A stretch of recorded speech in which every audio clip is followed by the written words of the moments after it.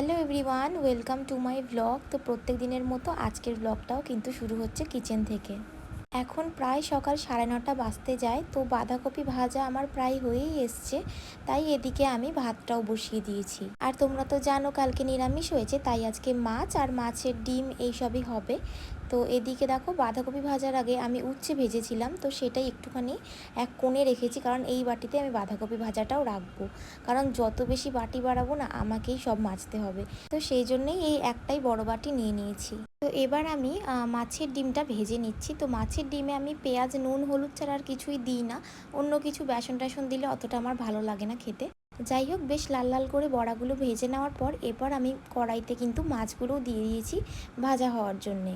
তো মাছের সাথে দেখলাম একটু তেলও আছে, তো সেটাও দিয়ে দিয়েছি দেখো তেলের মধ্যে ভাজার জন্যে। সকালে গরম গরম ভাতের সাথে এই মাছের তেল থাকলে আর কিচ্ছু লাগে না। এবার দেখো মাছটা রান্না করে ফেলবো। জিরে ফোড়ন দিয়ে, একটা তেজপাতা ফোড়নে দিয়ে তেলের মধ্যে হলুদ দিয়ে দিই, তোমরা জানোই। তো প্রথমে আলুটাকে ভেজে নিলাম, তারপর পেঁয়াজ দিয়ে পেঁয়াজটাকেও এখন ভেজে নিচ্ছি। পেঁয়াজ যেহেতু ছোটো করে কেটেছি, তাই আলুর পরেই দিলাম। আর এদিকে একটা পেস্ট করে রেখেছি, তো এই পেস্টটা এখন দিয়ে দেবো, যেহেতু আলু আর পেঁয়াজটা ভালো করে ভাজা হয়ে গেছে। তো এই পেস্টটা দিয়ে এবার ভালো করে কষিয়ে নিতে হবে। এটা একদম হাই ফ্লেমে ভাজা ভাজা করতে হবে, যেন মশলাটা একদম ভাজা হয়ে শুকিয়ে যায়। আগের দিন তো একদম সিম্পলভাবে করেছিলাম কাতলা মাছটা, আজকে কিন্তু একটু অন্যরকমভাবে করছি। একদম ঝোল করব না, একটু গায়ে গায়েই করব। তো দেখলে একে একে সমস্ত মশলা দিয়ে এবার জল দিয়ে নিচ্ছি কষিয়ে নেওয়ার জন্য। এই জলটা কিন্তু সেদ্ধ হওয়ার জন্য দিইনি, এটা এবার ভালো করে কষাবো। ব্যাস, হাই ফ্লেমে কিছুক্ষণ কষিয়ে নেওয়ার পর আবার জল দিয়ে দিচ্ছি। এই জলটা কিন্তু সেদ্ধ হওয়ার জন্য দিচ্ছি আলুগুলোকে।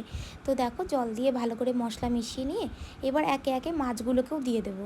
যাই হোক, জানো তো আগে আমি ভাবতাম যে কি কন্টেন্ট দেবো, রোজ রোজ কি এত ভিডিও বানাবো।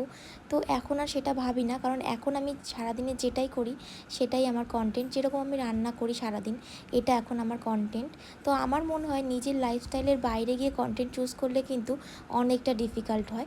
তাই জন্যই তুমি যেটা করতে ভালোবাসো বা তুমি যেটা ডেলি করো, সেটাকে কিন্তু কন্টেন্ট করে নেওয়াই বেস্ট, আমার তো এটাই মনে হয়। আর হ্যাঁ, তাড়াতাড়ি কাজ কমপ্লিট করে এরকম শুয়ে থাকার মজাটাই কিন্তু আলাদা। চলো এবার তোমাদের সাথে ফাইনাল মেনুটা শেয়ার করে নিই।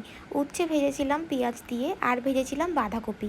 তো এই বাঁধাকপি ভাজাটা না দারুণ লাগে, তরকারির থেকেও বেশি এটা ভালো লাগে। আর তো মাছের ডিমের বড়া ভাজলাম, দেখতেই পেলে।